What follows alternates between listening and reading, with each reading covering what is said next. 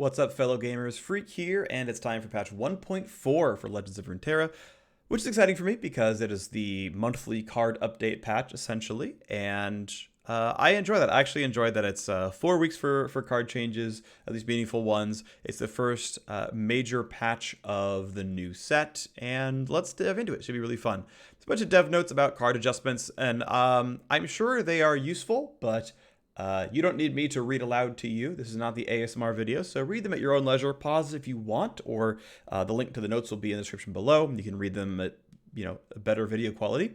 Let's move on. There's a new game mode called Gauntlet. This one I do want to read out loud and give thoughts on. So they're a limited time competitive mode with unique deck building rules. The Gauntlet's open Friday through Monday.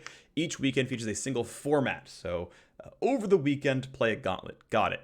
First one begins in 3 days, so coming this weekend. All right, standard deck building rules because it's going to be a test drive. Okay, but then the second type of gauntlet is the week after, and it's one of every card in your deck, singleton, and it will challenge you to build no more than one copy of each card. Obviously, we're all going to play Cataclysm, and Piltover Sun's going to be in almost every single deck as a result.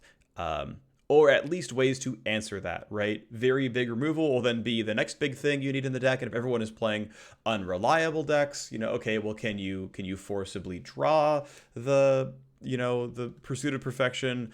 Are there ways to get rid of it? Then are there ways to deny the way to get rid of it? Like, is deny really popular? Are you playing karma? Are you doing card generation? How are you getting your deck more reliable? What kind of archetype works? If they're all playing pursuit of perfection decks, you just play aggro.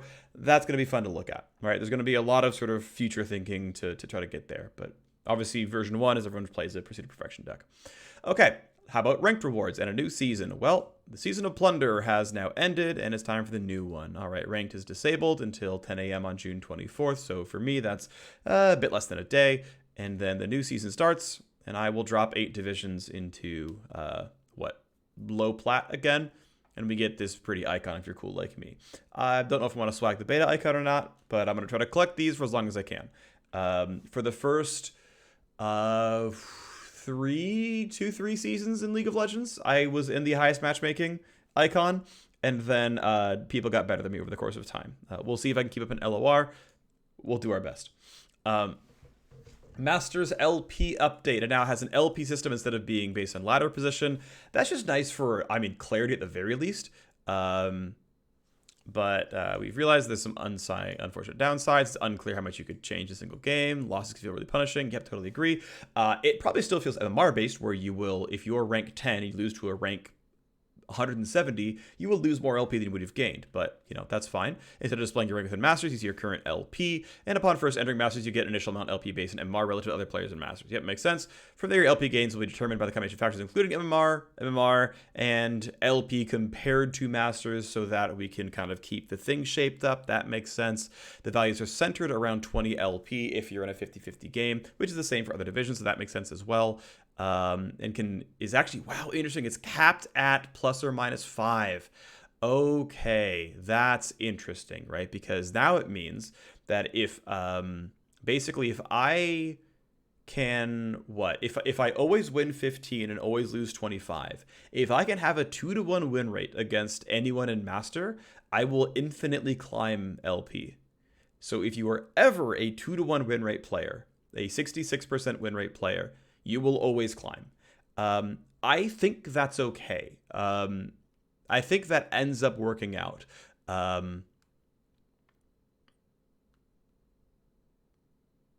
Yeah, there can be theoretically room for abuse in some cases, but yeah, I think this is a pretty good version 1. I'm pretty happy with this.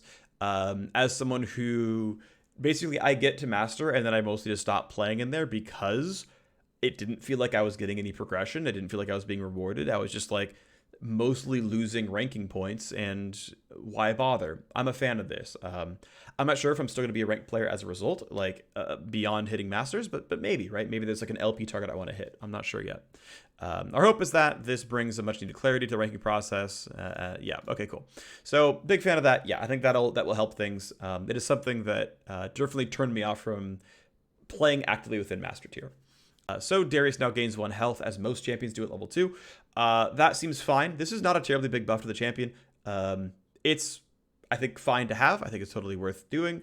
Yep, right. They're saying more durable and consistent, right? Because, I mean, to be fair, it makes the card consistent because you don't die to 5 damage. So, Grasp plus, I don't know, double Vile Feast.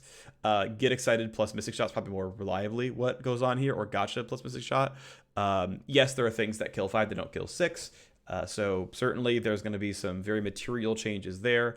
You can now play him and beat up a level 1 Garen and live. You can beat up Avros and Hearthguard and live. You can fight Ashe level 1 and live. So there's some fun things there, which is good.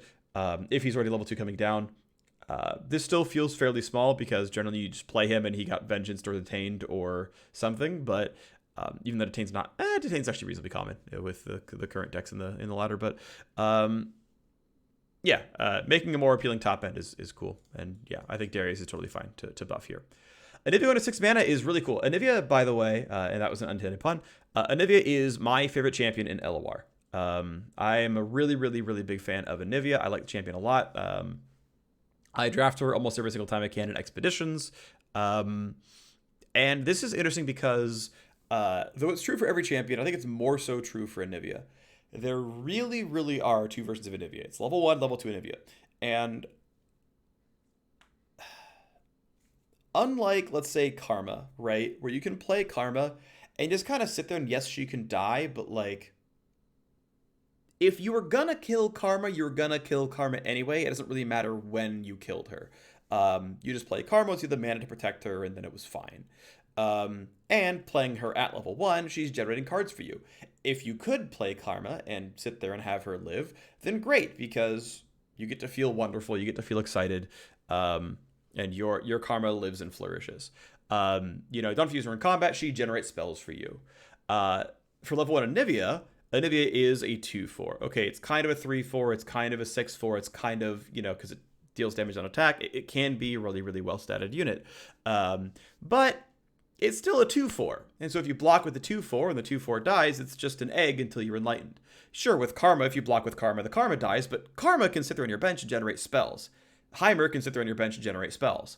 Whether level 1 or level 2, it doesn't matter, right? Those champions still do a thing, even without leveled up. Anivia just becomes an egg if you kill her. And you're sitting there like, well, I hope they don't have Mystic Shot in the next 3 rounds.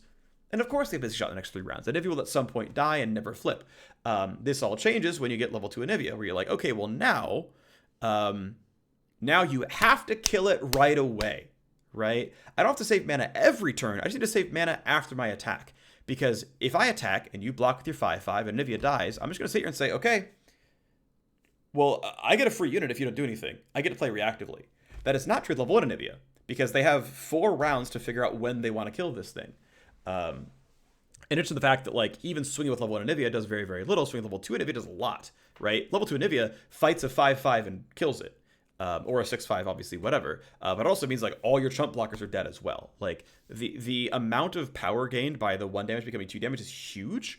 And the fact that you don't have to wait to get Anivia back is huge as well. So what this means is to say that this buff is not that gigantic for Anivia. What this buff means is you probably play her on 6 with a Rekindler deck or something like that. Or even Mist's Call or whatever. And just say, you know what? Just throw it in there. Right, slightly less odds you have a good unit on the defending side. It comes in slightly earlier to like clean away your 1 health minions before it's too late, and you're kind of more willing to sacrifice Anivia because it's so long until she's going to level up by being enlightened that just don't play around it. Just hope you have Rekindler at some point. Hope you have Mist's Call, or hope you draw another one before you hit 10 mana. But otherwise, why bother? Right, Anivia's already a weak champion and constructed. And her coming down 1 mana earlier doesn't change that unless you change how you play Anivia. And I think you just kind of have to play the champion aggressively and just lose the card and hope that you spent 6 mana on enough benefit.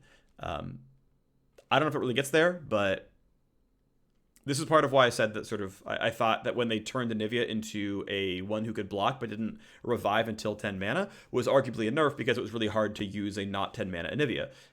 That's true, but the fact that level 2 Anivia could block in this version is obviously a strict buff, and that's why the power level ended up being fairly similar, because that factor mattered.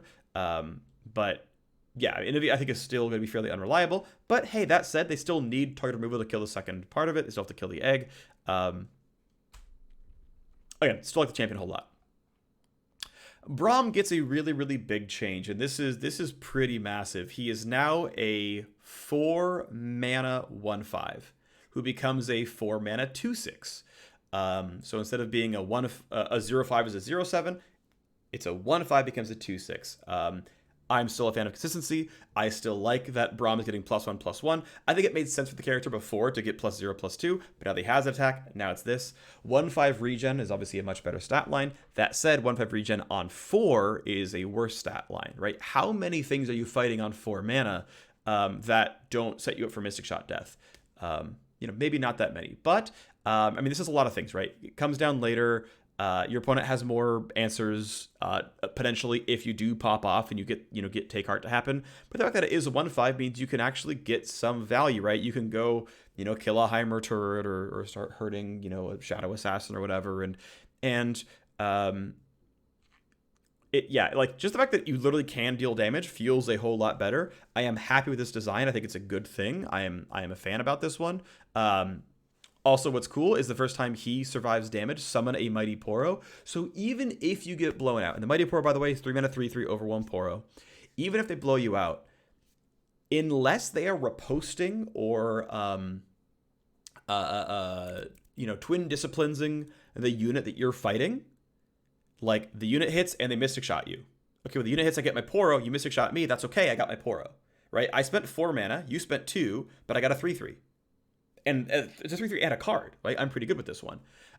It's only really bad if they riposte you. As okay, you should have riposte for Braum, and Braum is dead, but at least it was a card for a card in that case. Okay, whatever. There's at least something there that feels a bit better. This I feel like is objectively a buff. Obviously, 1 mana for 1 stat point is not a buff, but 1 mana for 1 stat point and the fact that you probably always summon a 3/3 out of this is a really, really big deal. Then obviously level 2 Braum is every time he survives damage, create a Mighty Poro. If you can level Braum, you don't need the health buffs to make him start picking things off. Sure, a 2/6 Challenger is not a ton of damage, but again, still has regen, still can be buffed with Take Heart, still can be some good stuff. Big fan of this one. Really big buff to Braum. That feels really, really good. Big fan of this one. Super Mega Death Rocket now costs 1 mana. Some buffs to Jinx. That's kind of nice. Genevieve Elmhart is now a 5/5. I played Scouts up until about Diamond 2 before I switched to playing pure Bannerman. Bannerman felt a whole lot stronger, but Genevieve was one of the all-stars of the Scouts deck. I am a little surprised that she's considered weak. I had felt she was pretty good in my play. Like, I was like, okay, it's 6. I'm going to jam Genevieve, and we're going to get 2 kills. We're going to go with the army, and we're going to, and that would happen, and then I would then get blown out on turn 7 or 8 because there just wasn't enough going on with that deck, at least not for me. But yeah, Genevieve being a 5/5 means she's more likely to kill and survive both things that she fights, which then gives you a little bit more stuff on the table afterwards. This, I think, turns her into a really, really, really good card that is, the capstone that you play, much like Cythria the Bold, is the capstone that you play to feel really good about your end game minion draws with Scouts, which is a cool thing. Also, arguably good enough to play even without Scouts. At this stat line, probably. Here's the big one. Unyielding Spirit is now fast. Obviously, that's a really big deal. I, for a long time, was like, okay, it makes sense at burst, though. It's a defensive tool. I understand why it's here. I understand why it's burst. It makes sense. But ultimately, I accept and understand, and I've come to appreciate why it needs to be at fast speed. This card is more or less a win condition, right? The ways of getting rid of an Unyielding Spirit Radiant Guardian are very few. The ways of getting rid of an Unyielding Spirit Lux are even fewer. Not every region can do it. Sometimes you've got a Swain deck with the stun lock and you can feel really good. Unyielding Spirit is not automatically win the game even at burst speed, but it is really good, and I understand and totally accept why, yeah, maybe it should be changed. So, okay, it being at fast speed means that if I cast this spell and you Vengeance me, well, the Vengeance now comes in first because you cast Vengeance after Unyielding, and it's last in, first out. This means that basically you need to prod the Fiora, right? You need to challenge her with a 6/6 and say, okay, buddy, are you gonna Unyielding or is she gonna die? And if they Unyielding, you go single combat, get out of here. You know, that's the kind of stuff you're looking at. This is a big deal. The fact that Unyielding Spirit loses to single combat, it loses to Vengeance. It's no different against Detain. It's no different against Will of Ionia. It's no different against Stun. None of those are changing. But if you have a damage or kill effect that you can do in response to Unyielding, those things will work. So a few regions have that, and for those regions, they're going to be pretty happy. This can still react to Rasa the Sunderer. This can still react to a whole bunch of stuff, but it's there for that, and I'm happy to see it. Also, in the very specific case of things like Lux, it means that also Deny would be an option as well, I guess. But in the case of things like Lux, it means that you can kill the target, Unyielding doesn't go off, and you don't get the Lux level up as a result. So there's some further knock-on effects there as well. Basilisk Rider is now a native 5/3. This actually puts it into a spot where the stats are decent as the 4/4, or sorry, as the 4-drop. I know with Bannerman, it's a 3/3, which is pretty rough. It's a 3/3 that, well, it's worth it because it's Bannerman. Basilisk Rider is a 5/3 that, okay, with upside, is a 6/4 Overwhelm. Now, it's worthy of pointing out that, like, even a 4-mana 6/3 Overwhelm wasn't a very good stat line. Like, a 4-mana 6/3 is a bad 4-drop, right? You pretty much wouldn't play a 6/3. Overwhelm obviously makes the 6 more relevant, but you still wouldn't really want that very much. A 6/4 is a good stat line for a 4-drop. Like, yeah, 4 health can die, but that's actually pretty solid. And 6/4 Overwhelm, yeah, that's actually good. Like, this is actually a good card now, finally. Like, I thought this thing needed to be a 4/4 outright that just became a 5/4 or something. Or at least, you know, was a 5/3 that became a 6/3 instead of a 5/2 that became a 6/3, right? Like, this thing was absolutely, definitely way too frail. It keeps the amount of attack, it keeps the amount of overwhelm, but it has 1 more health, which it sorely, sorely needed, and I'm pretty happy that that now finally exists here. I think my initial suggestion in my mind was it's a 4/3 that gets +2/+0 instead of a 5/2 that gets +1/+1. Like, that would have helped the card as well, just to make it less bad when it bricks, or like when it misses allegiance. But I mean, that wouldn't have been enough. This is the better change to give it 1 health on both sides, and I'm happy to see it.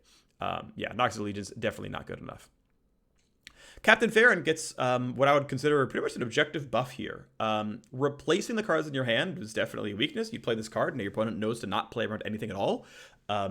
Realistically, you do not ever need to cast more than 3 Decimates. If you play Captain Ferran with completely full mana, you can play 1 Decimate that turn and 2 more the next turn. That's 12 damage.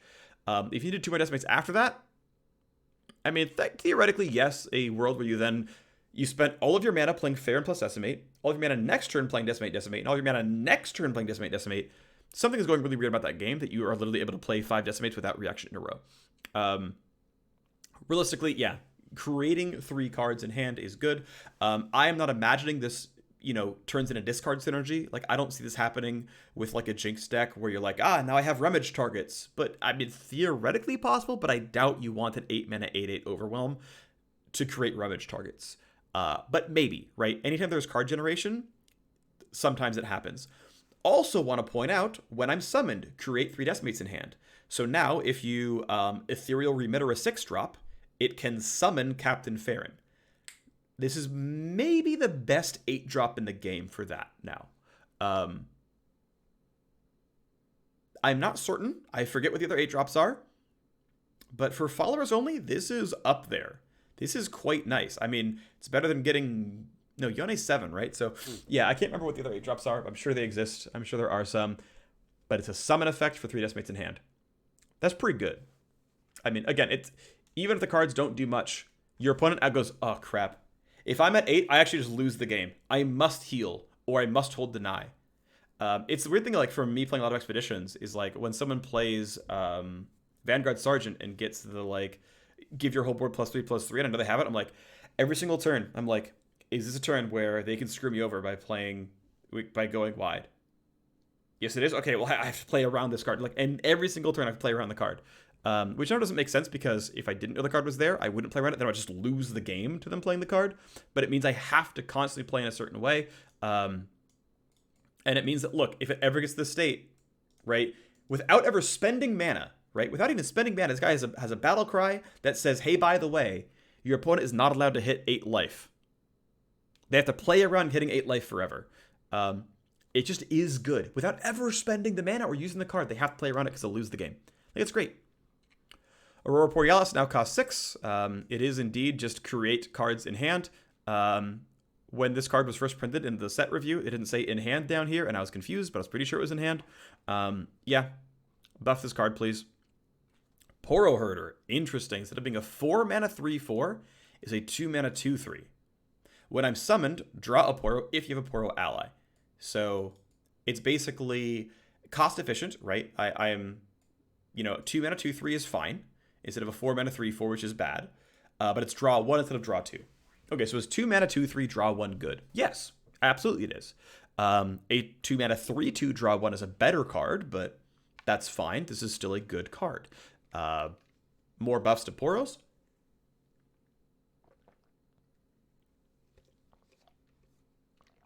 Obviously, it's mentioned here in the context, but having a 2-drop on curve is great.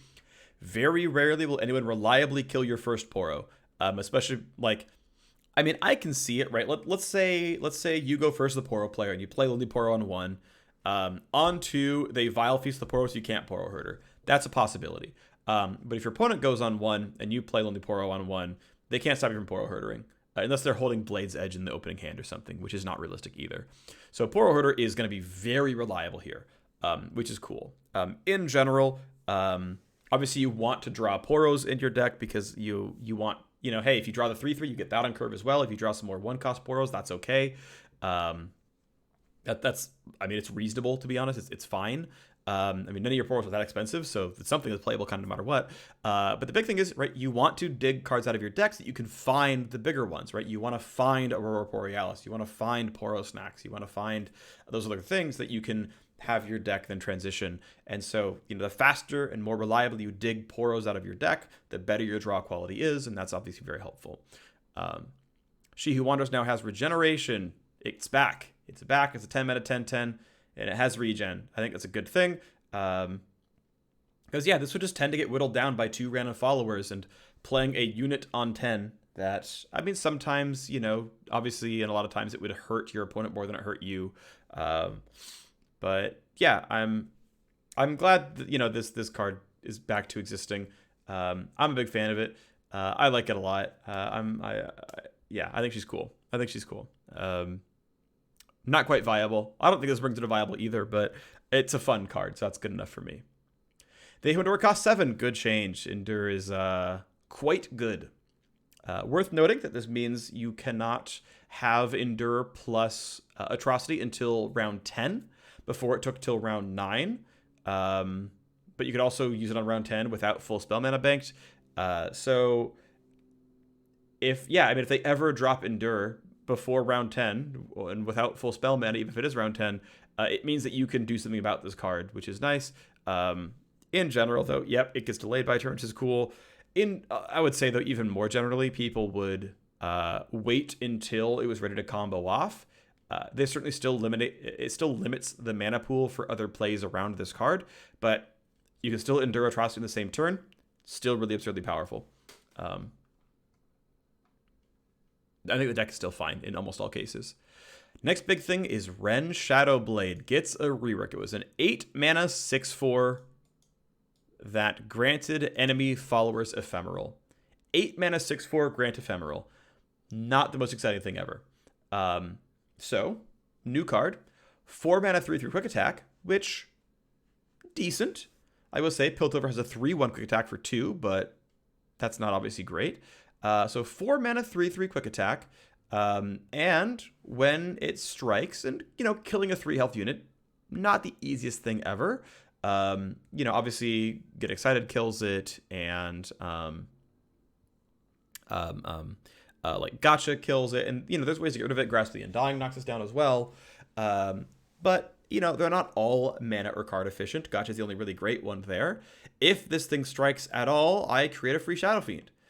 This feels pretty decent. This feels playable. Now keep in mind, it has quick attack. It does not have Challenger.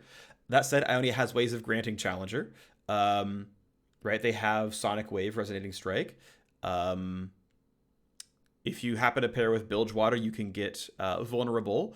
But this is fun. I like all the units. I'm always a really big fan of the units that... like, I like River Shaper. I like Laurent Chevalier. Not Chevalier. It's the maybe it is Chevalier actually, because Protege is the 2/4, right? Yeah, Chevalier is the 3/1 that, or 3/2 that creates a challenger in hand. Like, I think that's really interesting and fun and compelling. I really enjoy those cards. So it's another one where it doesn't have to live, right? This can fight. This can defend a 3/2 and just trade with the 2-drop and just give you a Shadow Fiend. It's like, yeah, it costs you 2 more mana to kill this 2-drop, but you got a free card in hand. The card is okay. Like, when Shadow Fiend doesn't cost you card draw, or a slot in your deck, it's actually a good card. It's like, oh my gosh, my opponent summoned a bunch of fearsome units. Okay, well, here's a 4/3. If you want to not attack with all of your army, go for it. But otherwise, I'm just going to trade with Elise. Like, that's fine. Like, go for it, right? Having this on hand, so anytime your opponent like goes for, it's like, well, I want to summon on 6. It's like, oh, but if I play Cithria, they just play Shadow Fiend, and I don't want to do that. Like, that's good. This tends to work out okay. We're probably not really playing a big ephemeral deck here. I think this is probably too slow for, like, and it's honestly not good enough for you to want to be like, oh, we're now in Deathmark synergy where we're going to like offload ephemeral to the enemy Braum and then we're in there. It's like, nah, it's probably not. That's probably not what's happening. But just generating free cards, like if this can't be blocked on 4, if you're attacking on 4 and it can't be blocked, or even on 5 and it can't be blocked, I mean, you might give this thing barrier, right? You're in Ionia. You have like 7 ways of giving this thing barrier. You just generate cards and they're just blockers. Like, it's just good. This still might be a little bit too tricky, but this I feel like fits in a Shen deck. This is a very good thing to give barrier. And you just generate value. I'm generally pretty happy with this. I think this is good. I guess this is a solid card. Again, a little tricky to use, but solid card. Jay Bedardo gets a rework. Instead of being an 8 mana 6/6, it is a 6 mana 4/4. Okay, so getting shrunk down, which, depending on the effect, can be a good thing, because most of you are paying for the effect, right?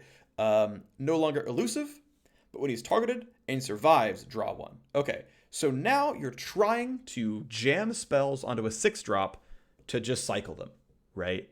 You're saying, hey, I really want to play Sonic Wave Resonating Strike. I want to play a bunch of Vi Gauntlets and just buff, and draw cards for each one. Right, that's where we're going with this one. That's what you're trying to do here. You're trying to say, hey, can we play a bunch of cheap buffs and get something out of this one? And maybe, right? Being a 6 cost instead of an 8 cost means you can get this online sooner, because you don't want to be on round 9 just cycling your hand. That's too late. Like, your opponent's win condition is coming down at round 9, right? They Who Endures a 14/14 on round 9, and you can't just like play Rush 3 times and feel good about it. But on 6, that's in like the really crucial mid-game part where things aren't quite online. Maybe the Demacia player is going to get ready to develop Cithria. That's going to get scary, but it's not. You know, you've got a little bit of time to work with. And as long as Jay is using the buffs, because I want to point out, right, like playing Rush to cycle the card Rush, or playing Sonic Wave to cycle Sonic Wave, like that doesn't do very much. What you're looking for are these cards that target but aren't all that good. Or at least don't cost you a card to do so. So Sonic Wave Resonating Strike is 2 cards in 1. You target him twice and draw 2 cards when you're already happy to make this a 6/4 challenger and go for it, right? Like, that was going to be okay. When you give him barrier and say, now go swing, or you attack and then they block and you give him barrier. Cool, you cycled barrier. But Jay Medarda needs to be useful for that to matter. Otherwise, you're just spending 3 mana to just discard a card and draw a new one. That's not a very good effect. But, you know, I don't know if we're really going to get, like, buff the J deck going. Like, you know, standalone won't target him, but Redoubled Valor, again, single combat lets you go in, giving him barrier, giving him all kinds of buffs. Like, I don't know if the 6 mana 4/4 is my target for those. But if it generates me free cards, maybe it is. And it comes down fast enough by coming down at 6 that, yeah, it's going to work. If you want to, and the last thing I want to point out is if you want to play Mono Piltover and generate, you know, 0 cost, or even if you wait the turn, it just costs 2, generating 0 cost Sumpworks maps And yeah, playing that plus Jade means you have to spend all 10 mana, mini mana on it. But, generate some Sumpwork maps and then say, yeah, on 6, I'm just going to play Jay and Sumpworks him, draw the card off Sumpworks. He's now elusive, and I'm just going to go attack you. And every time you try to remove him, I'm just going to give him Barrier, or I'm going to, I'm not sure how this works with Recall, by the way. I'm sure this is the same interaction. I don't know. Well, maybe it's different because of the Survive bit. I don't know how Recall works here. Or the better version, which is Retreat. Like, if you spend a card just to bring it back to your hand to like dodge removal, do you get to cycle do you get the draw when you pull them back? I don't know that answer. It should have worked with the old version, but now I Survive kind of implies being on board, so I'm not sure. I still kind of feel like a J deck is a meme deck, but it's way better, right? This is way, way, way better. And there's a chance this actually works out, and it's actually pretty nice stuff. Also, obviously, works well against things like your opponent having Make It Rain, because they'll get targeted once. It's really hilarious when they have Rex, Riptide Rex, shooting all the cannons. He's going to survive the first one, I guess.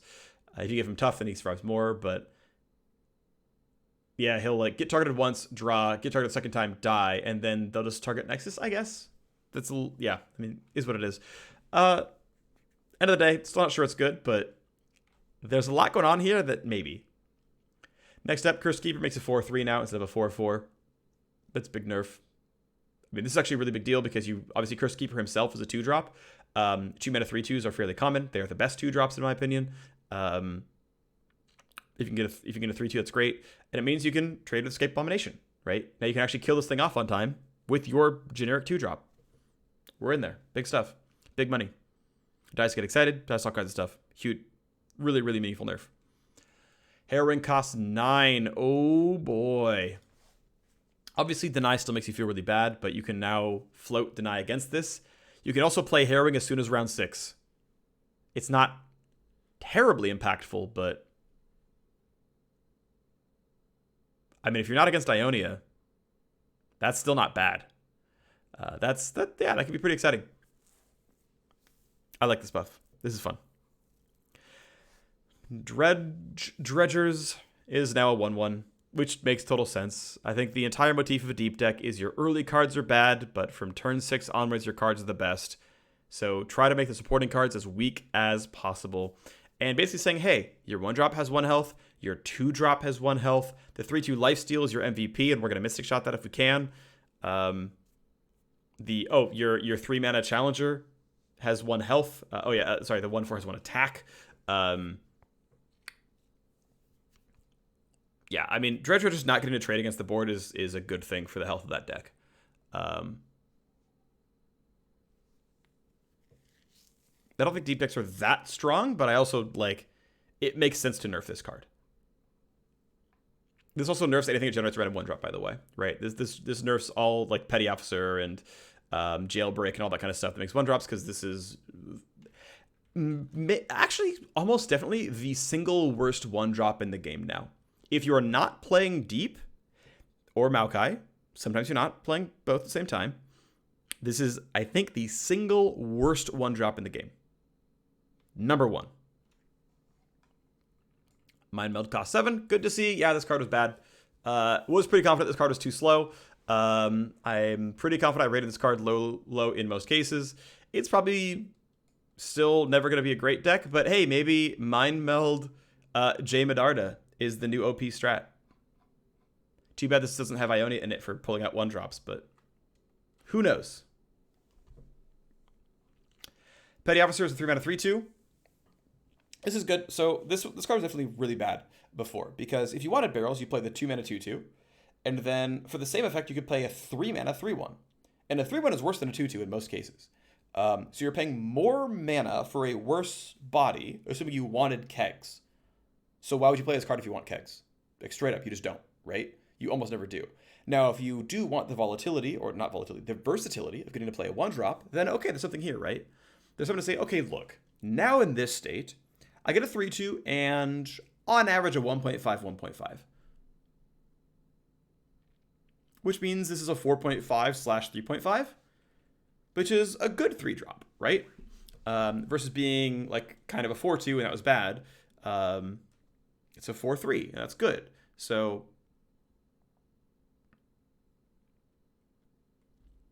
worth pointing out still, if you're playing this only for barrels, it is still paying 1 more mana for 1 more health. Sorry, 1 more mana for 1 more attack compared to Deckhand, right? The 2 mana 2/2 that makes a barrel. So this is still, if you only care about barrels, this is still weaker than Deckhand. But sometimes worth stating that, look, you do care about the other side of this one. You do care about getting the 1-drop occasionally and fighting for the board a bit more and being more aggressive. If you're playing, the Fishbones archetype, right, the Fizz 1-drop Von Yip deck, then here you go. This is a better card to generate cards with. Still feels a bit weak to me, but a little bit playable. So drawing from the enemy deck update, we'll be keeping a close eye on the impact of these changes.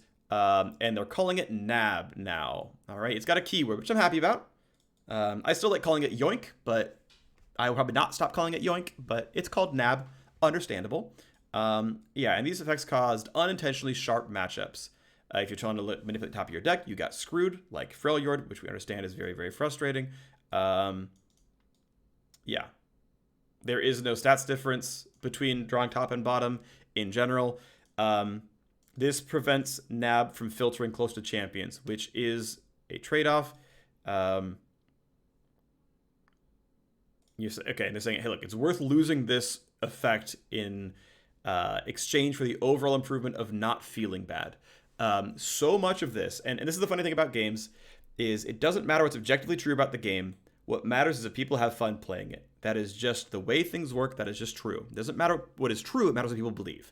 People believe they want you to draw from the bottom of your deck. Even if they're not playing Freljord, in which case they're objectively wrong. If you are not playing Freljord, then 99 times out of 100, now counting all of their decks, you wanted your opponent to draw from the top of your deck because you got champions sooner. Fact. Undebatable fact. So this change, where it now draws from the bottom of the enemy deck, is a buff to this archetype. This is an outright buff to the archetype. Because it is no longer getting you closer to champions on the other side. However, it now does not screw over Freljord, right? So Freljord can feel comfortable against this stuff. That's reasonable. There's going to be a pretty big perception shift, or at least some perception shift, of people not feeling like, you didn't draw the card that can move the game. You drew single combat, but I was going to draw it anyway. It's okay. Like, that's going to be the feeling, and it's mathematically untrue. I don't want to spend the extra time to explain that. It is a fact, though. Regardless, there are some direct nerfs, which is a good thing as well. So, Black Market version is now a 2/1. Yeah, this is a card that people wanted to have sit on the board and live for a while, and now it dies to Vile Feast, it dies to Withering Wail, it dies to Static Shock. There's a lot of 1-damage pings out there. Anivia kills it. This is going to be felt a fair bit. This is meaningful. Because, again, you wanted it to live because it makes your other draws cost 1 less. Yep, this matters a lot. This is a direct nerf to Yoinking. These obviously just get the card text update. Makes sense. Since launch, heard a lot of good feedback around card text consistency. So, fleeting, icy, create, shuffle. Okay. Swapping next round to next round start to clarify timing. Enemies versus enemy nexus consistency. I wonder which way it's going. Swapping written out numbers to digits when possible. Great. Rules text the following for consistency. Well, we'll see what that ends up being. New boards. Lee Sin's Iron Will. Looks cool. Very, very nice Guardian GIF. You can just really see the GIF compression here on this. Those are some really, really big pixels for the shadow. Card backs for Lee Sin, Fizz, and Misfortune. Emotes for Fizz, Cythria, and Vi. Yeah, some bundles if you want to get all the Lee Sin stuff. There's including an exclusive icon. And more changes to Expedition archetypes as the last bit of this patch. While drafting a tri-region decks significantly reduced how frequently we offered wild pick options from archetypes that include from other regions on their roster. Okay, so if I get this right, let's say you're playing Piltover, Zon, Freljord, Noxus. It's not going to offer you a Noxus Ionia archetype like Disruption, it will hone in a bit more, so you have a bit more consistency. I assume they have data on this. I did not feel that tri-region decks were weak. To me, it felt like certainly they were very varied, but there were so many possible options that I didn't know what to play around, that I was always afraid of tri-region decks. Because if I draft well, I can still draft a consistent deck, and you don't know what I have. It's so open. This, I guess, technically makes it a little bit less open because you won't be offered disruption cards if you don't have Ionia in the group, but you have Noxus in the group, at least not as much. But that's interesting. So Afterlife gets Mark of the Isles, Phantom Prankster, Splinter Soul. Removes Glimpse Beyond Neverglade. Ooh, this is so much weaker. I mean, these were obviously better cards. These can work, but yeah, I mean, Neverglade is actually just incredible. Avaros and Marksman instead of Stalking Wolf. So Freeze instead of Challenger. Stalking Wolf is actually very good in very good in Limited. Avaros and Marksman pretty good as well. This is pretty close, but it means you can pick up Battle Scars for a Frostbite deck. Deathstorm gets Vengeance, good. Disruption gets Blades, Edge, and Shadow Shift. These are very, very bad cards. So, wow. Yasuo decks got a lot weaker. I got a 7-win last week on Yasuo. It was great. Fishbones gets Chum the Water, Spell Force, and Scrap Dash. These cards are pretty bad. Chum the Waters is okay.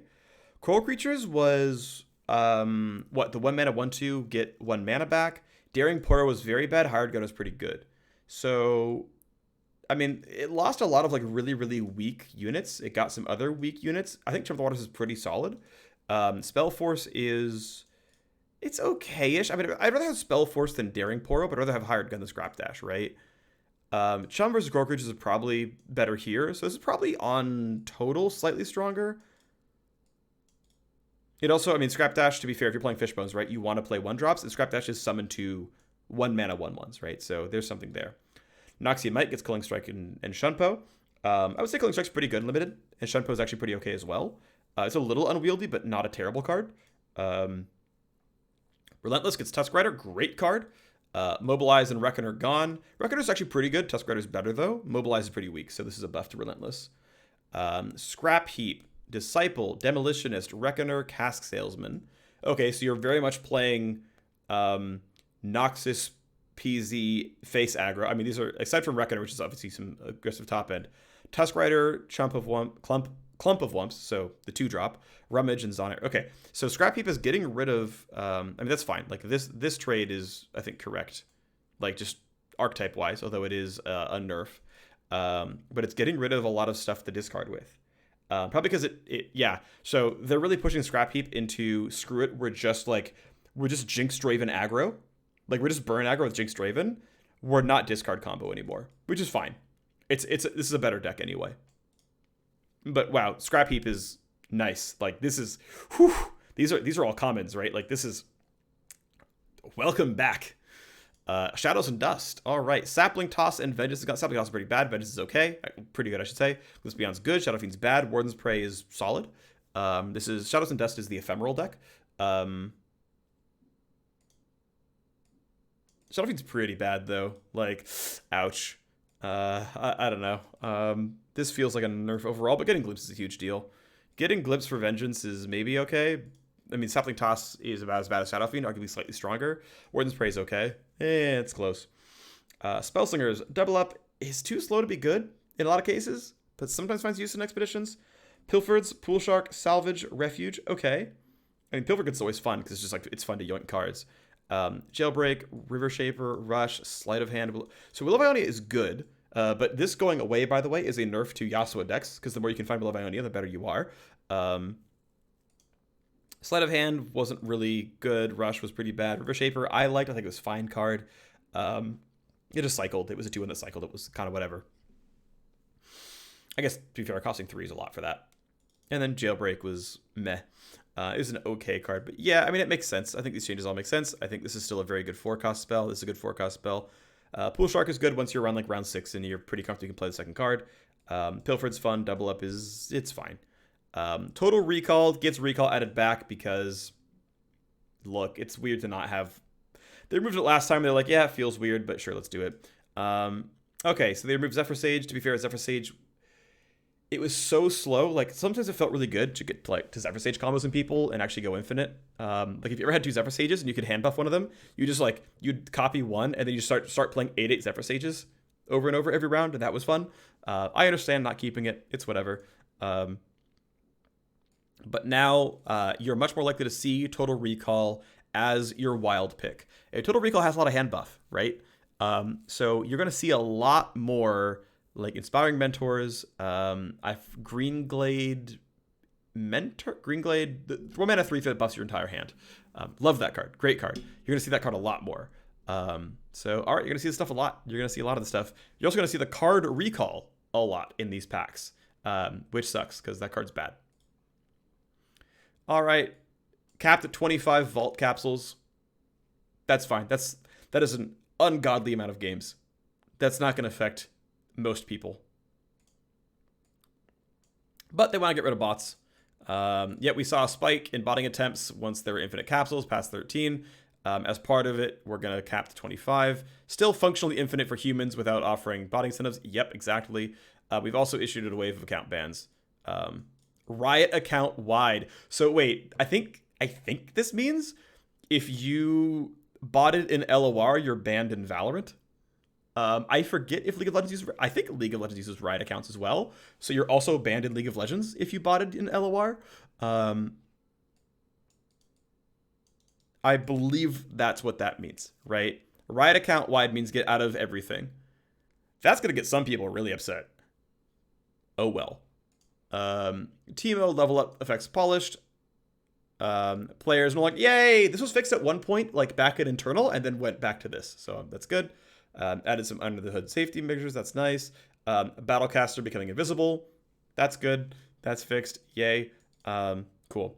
All right. One fun thing I want to bring up here, because I saw some conversation on Twitter, which was that Vimer was untouched, and thus that deck is OP because, you know, top end stuff with Unyielding, which is good for Karma Lux, you know, got nerfed.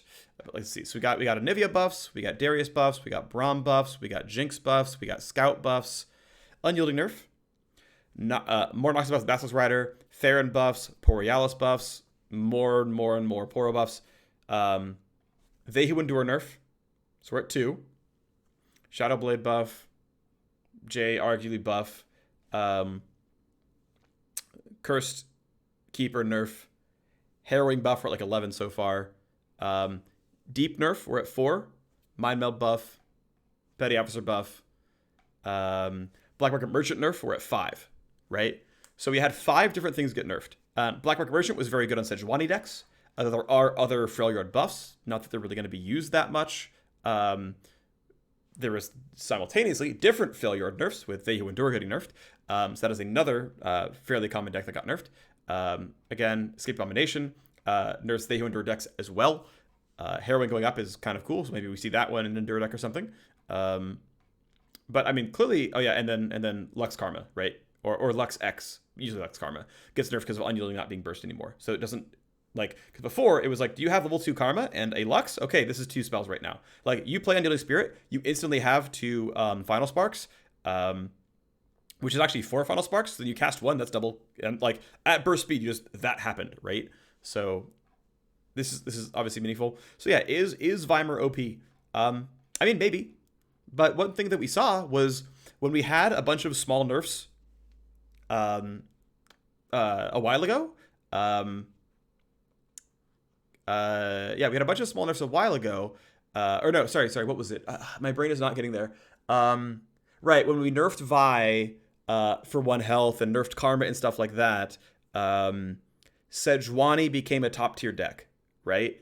Sejuani Plunder became a tier 1 deck when other stuff went down a little bit, when Vi got weaker, etc., etc. Which means Sejuani was really, really, really close and not quite there.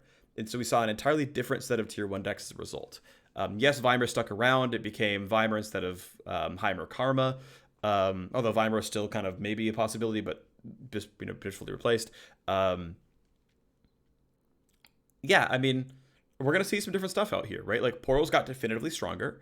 Braum got definitively stronger. Nox got definitively stronger. Scout's got definitively stronger. Jinx got definitively stronger. We are going to see people try those decks, and they're going to shake things up. Especially if these decks are really aggressive, well-curving decks. They will often steamroll things like Viheimer. Especially if they have some answer to Vi. If you can recall the first Vi, you're pretty much golden. We'll see what happens. We'll see what goes on. It may be that, Heimer Vi is just the best deck, and people just ban that in every tournament format, and it's the best ladder deck. We'll see what happens. Either way, though, cool patch. Happy to see it. The second big patch of the set. And I'll see you next time.